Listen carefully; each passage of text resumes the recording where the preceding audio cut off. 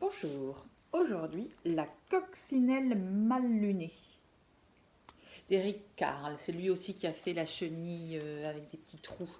Je ne sais plus exactement le titre, mais je la retrouverai. Je vous la chenille affamée. The Very Very Angry Caterpillar.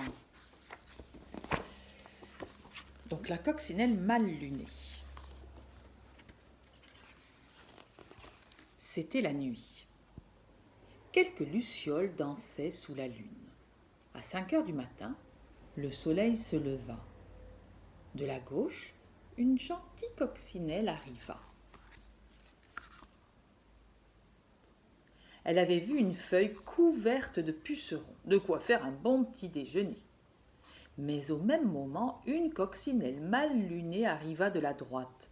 Elle aussi avait vu les pucerons qu'il avait mis en appétit.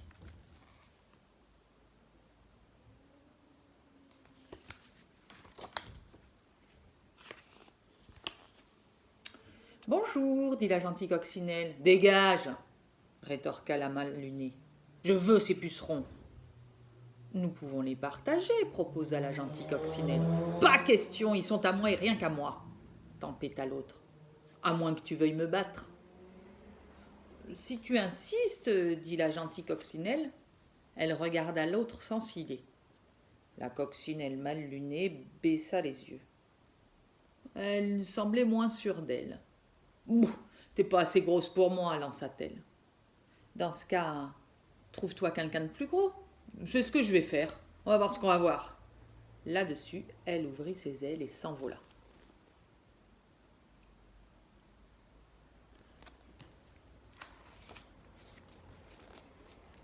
À 6 heures, elle vit une guêpe. « Et toi, tu veux te battre ?»« Si tu insistes, dit la guêpe en dardant son aiguillon.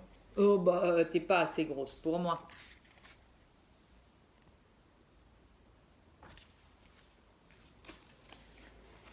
À 7 heures, elle aperçut un coléoptère. « Et toi, tu veux te battre ?»« Si tu insistes, dit le coléoptère en ouvrant ses mâchoires. »« Oh bah, t'es pas assez gros pour moi, dit la coccinelle, et elle s'envola.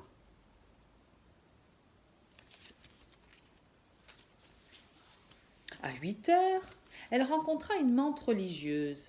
« Et toi, tu veux te battre ?»« Si tu insistes, dit la menthe religieuse, qui brandit ses pattes de devant. »« Bon, t'es pas assez grosse pour moi, dit la coccinelle, et elle s'envola.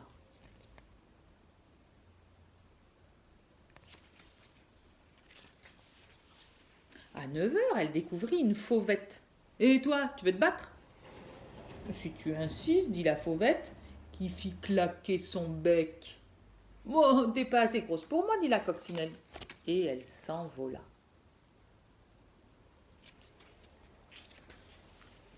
À 10 heures, elle apostropha un homard. « Et toi, tu veux te battre ?»« Si tu insistes, dit le homard, en cisaillant l'air avec ses pinces. »« Bon, t'es pas assez gros pour moi, dit la coccinelle, et elle s'envola.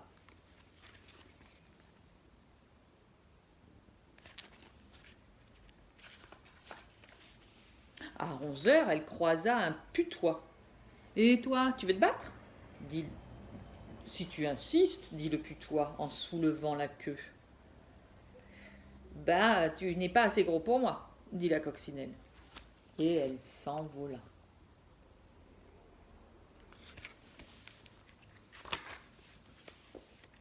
À midi, elle défia un boa constricteur. « Et toi, tu veux te battre ?»« Si tu insistes, dit le serpent, dès que j'aurai déjeuné. »« Bon, tu n'es pas assez gros pour moi, dit la coccinelle, et elle s'envola. » Et quoi, il va déjeuner là, le serpent constricteur? Avec un écureuil, oui. À 1 heure, elle provoqua une hyène. « Et toi, tu veux te battre ?»« Si tu insistes, ricana la hyène en découvrant les dents. »« Bon, tu n'es pas assez grosse pour moi, dit la coccinelle, et elle s'envola.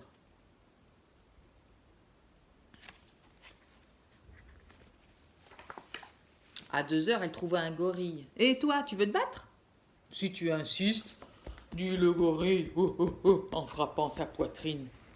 Oh, t'es pas assez gros pour moi, dit la coccinelle. Et elle s'envola.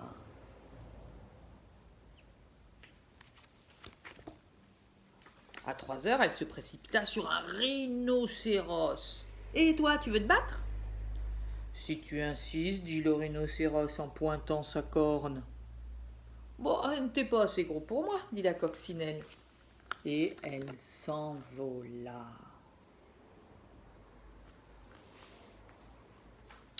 À 4 heures, elle se jeta sur un éléphant. Et toi, tu veux te battre? Si tu insistes, dit l'éléphant, en exhibant ses défenses. Tu n'es pas assez gros pour moi, dit la coccinelle.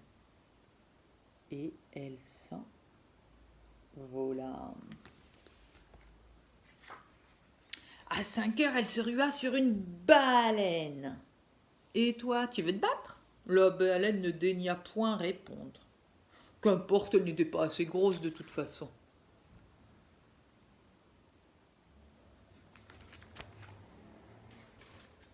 À 5h15, la coccinelle interpella une des nageoires de la baleine. « Et toi, tu veux te battre ?»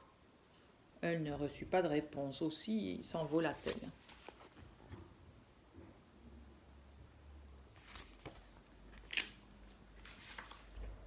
À 5h30, elle questionna l'autre nageoire. « Et toi, tu veux te battre ?»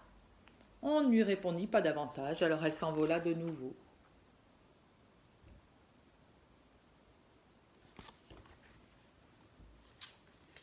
À 6h moins le quart, elle s'en prit à la queue de la baleine. « Et toi, tu veux te battre ?»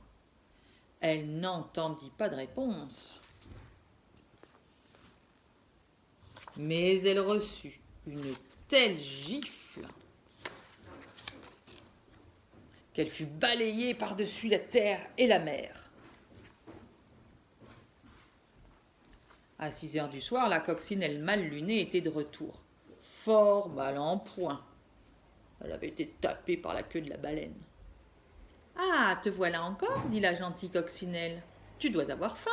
Il reste quelques pucerons, serre-toi. » Merci, dit l'autre qui était affamée, épuisée et toute trempée. En veux-tu un peu?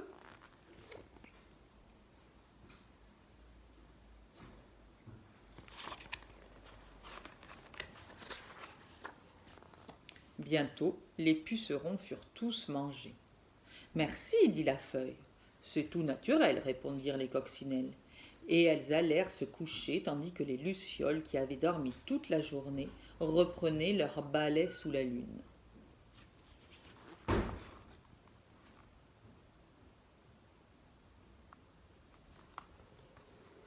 Voilà, c'est la fin de l'histoire de la coccinelle mal lunée. Alors, à votre avis, quelle peut être la morale de cette histoire? Qu'est-ce qu'on peut en tirer comme leçon?